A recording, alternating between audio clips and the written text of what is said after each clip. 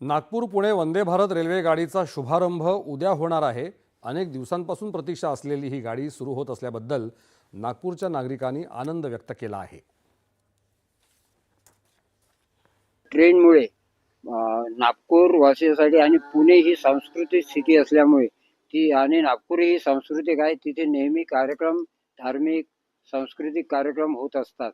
त्यामुळे ही ट्रेन पुण्याकरता पब्लिकला जाण्या येण्यासाठी फारच उपयोगी झालेली आहे आणि भारत सरकारने हे सुरू केल्यामुळे आम्हा नागपूरवासियांसाठी खूपच उपयोगी आहे। त्याबद्दल भारत सरकारचे सुतोष आम्ही आभारी आहोत। बरेच वर्ष पुणे टू नागपूर प्रवास करायचो, तर त्यावेळी आम्ही कधी ट्रॅव्हल्सनी करायचो, कधी ट्रेननी करायचो, तर फ्रिक्वेन्सी ट्रेनची खूप कमी होती। आता ही एक ट्रेन अवेलेबल झाल्यामुळे फ्रिक्वेन्सी पण वाढलेली आहे। भारत सरकार ने ये जो निर्णय लिया है वंदे भारत शुरू करने का, इससे हमारा जाना आना बहुत ही इजी हो जाएगा। इसके लिए हम भारत सरकार के शुक्रगुजार हैं। देशातल्या सर्वात जास्त लांबीच्या रुद्रास्त्र या 4.5 किलोमीटर लांबीच्या मालगाडीची यशस्वी चाचणी घेण्यात आली आहे। रेल्वे मंत्री अश्विनी वैष्णव यांनी ही माहिती दिली आहे। उत्तर प्रदेशातलं गंज ख्वाजा आणि झारखंडमधल्या गढ़वा रोड या 2 रेल्वे स्थानकादरम्यान ही रेल्वेगाडी चालवण्यात आली।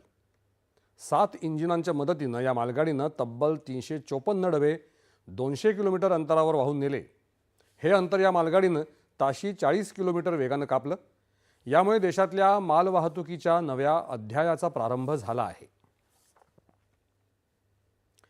जम्मू काश्मीरात आज पहिल्यांदाच मालगाडीनं काश्मीरच्या अनंतनाग इथल्या माल गोदामामध्ये सामान पोहोचवण्यात आलं। काही दिवसांपूर्वीच अनंतनाग इथे नवं माल गोदाम बांधण्यात आलं होतं।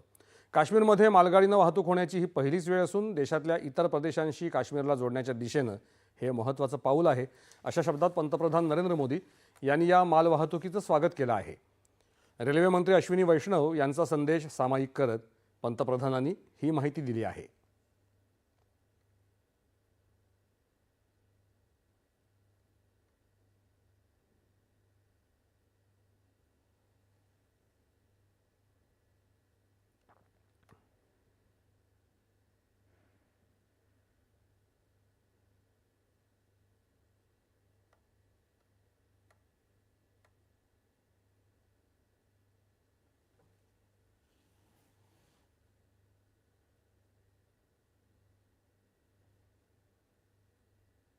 यानंतरच्या बातम्या थोड्याच वेळात।